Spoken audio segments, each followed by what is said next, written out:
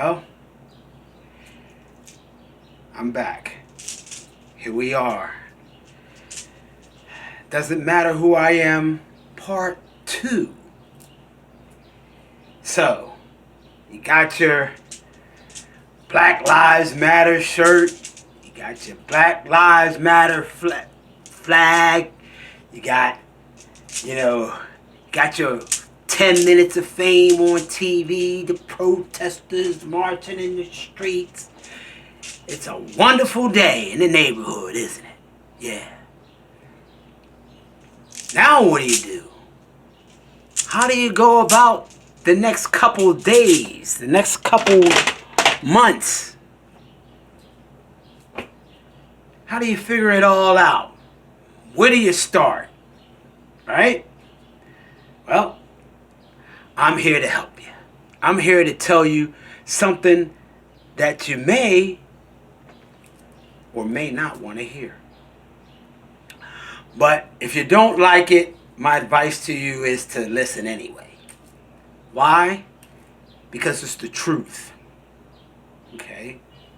Let's start with the truth, and then we can move on to validating what does Black Lives Matter mean? What's the truth of it all? Where's our starting point? Do we go back way in Africa where black folks sold each other into slavery? Do we go back as far as the Middle Passage where we were shitting ourselves on those ships, being thrown over to lighten the cargo because those pirate ships that were carrying our forebears were being hunted by other ships? Do we start on the soil of this country where white folks only buying what other black folks have sold into slavery? Or should I start with reparations? Because of course, if I build something, I want paid for it, right? That's only fair. I don't know any white folks that want to do work for free. I know I don't. Or do we start with something more close to home? Something more important, like the womb, like our mothers, like our sisters. How does a black man survive in a world where his mothers and his sisters are calling us black men deadbeat dads? Oh yeah, I was there when it first started. Yeah, you ain't gonna like this one. Yeah, that's what they called us black men. Deadbeat dads in the 90s. Oprah Winfrey Show and This Woman Show and Oxygen Show and oh yeah, you ain't worth a nothing. Heck, just recently after I got off of Facebook, on Father's Day, the women were talking about Mother's Father's Day. Huh! Go figure. Yeah. And I guess you're wondering, well, what does this have to do with George Floyd? What does this have to do with many men that have been assassinated and killed? Black men. Well, if you start at the womb, and the womb is tearing you apart, yeah, that's a good place to start. Now, I would be remiss to indicate that on a lot of levels, those things that happen close to home are more important to the structure, to the building blocks of how a black family can matter. Back to that word. Because see, these Johnny-come-latelys in this Black Lives Matter movement, Oh, their forebearers, Fannie Lou Hamer, would be turning in her grave right now. Okay? The fact of the matter is that if I, as a black man, have to fight with my son's mother to keep her from moving them into a city,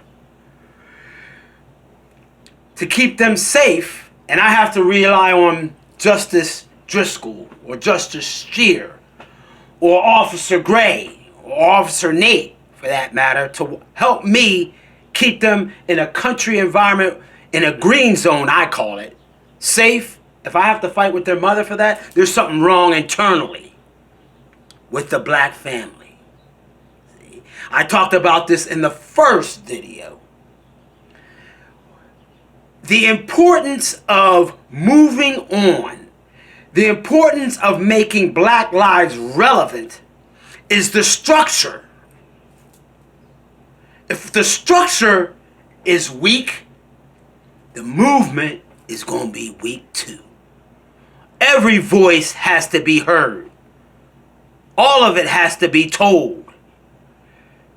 Yes, we can go and say Justice B. Taney, who said that a black man don't have any rights that a white man can respect.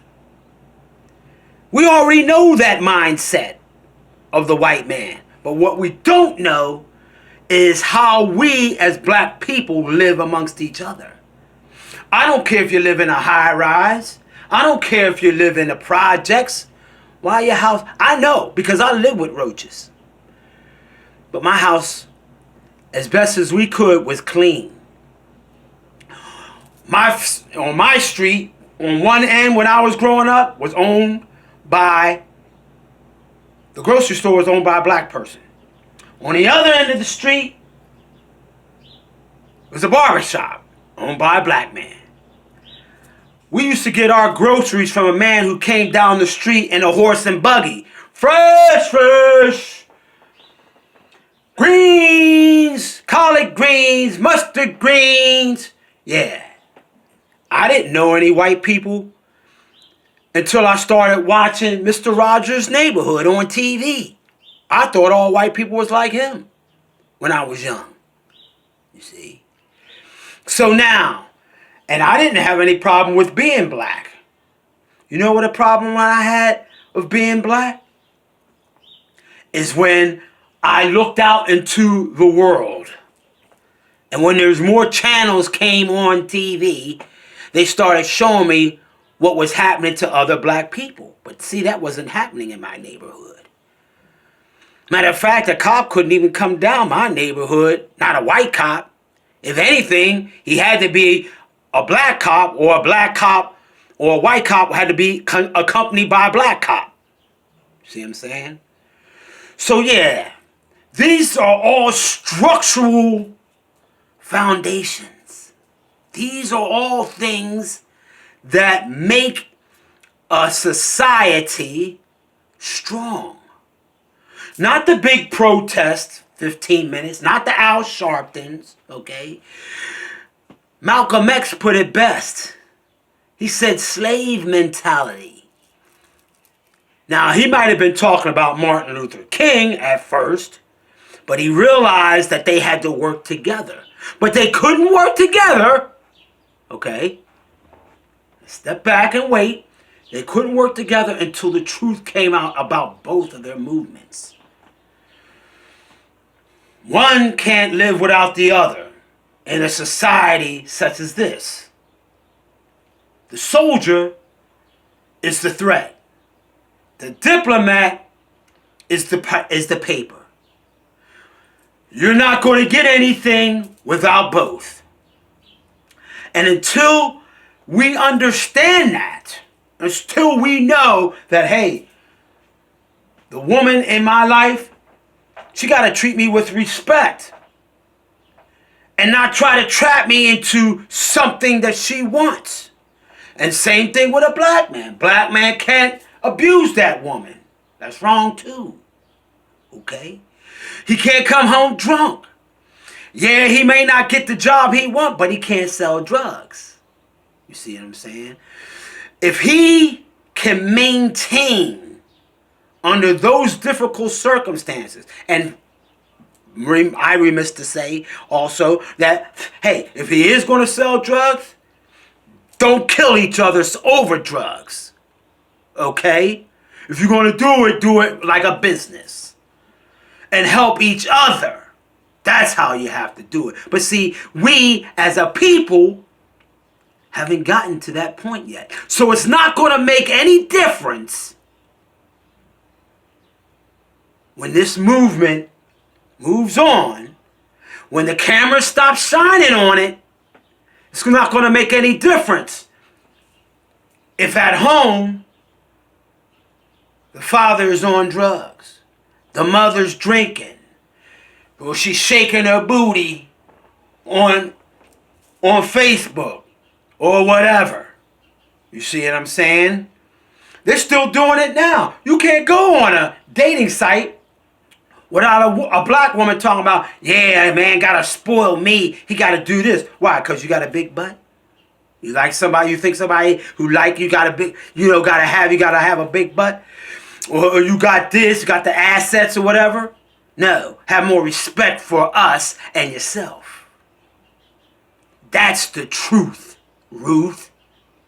And see, until everybody sits down and understands where all this is coming from, because like I said, we already know white folks don't have the same respect that we should have for ourselves. We can't ask them for that. Okay? We could say, yeah, you owe me a piece of pie. You understand what I'm saying? But they can't make us eat it. I shouldn't have to want to live in the country around white people who come up to me and say, hey, it doesn't matter who I am. Your car is running. If I did that in a black neighborhood, be gone. Why? Okay? When I was growing up, it was like that. But somewhere along the way, it got lost. We have to learn how to trust one another. We have to learn how to live cleanly with one another. And until we do that, these movements are going to come and they're going to go. Don't blame Donald Trump because, like I said in the first video, puppet on a string. And I'm waiting to see in November, because all these people now are talking about, yeah, the polls are saying, oh, Trump is behind and this, that, and the other thing. It's going to be a landslide. Okay, I'm waiting to see. Because see, those white women that like my big swinging dick, okay, voted for Trump in 2016. The statistical numbers were just as high as when they voted for Mitt Romney. See? So, yeah, learn the truth. Know the nuances that make up the bigger picture. You think you're going to build a movement with just a building. Bang. Nah. Brick, buddy, by brick, buddy, by brick, buddy. And then, when it's stable, some people will be more than happy to share what they have. But don't get it twisted. White folk ain't going to give up power easy. Nobody does. Okay? So I'll wait to see you in November.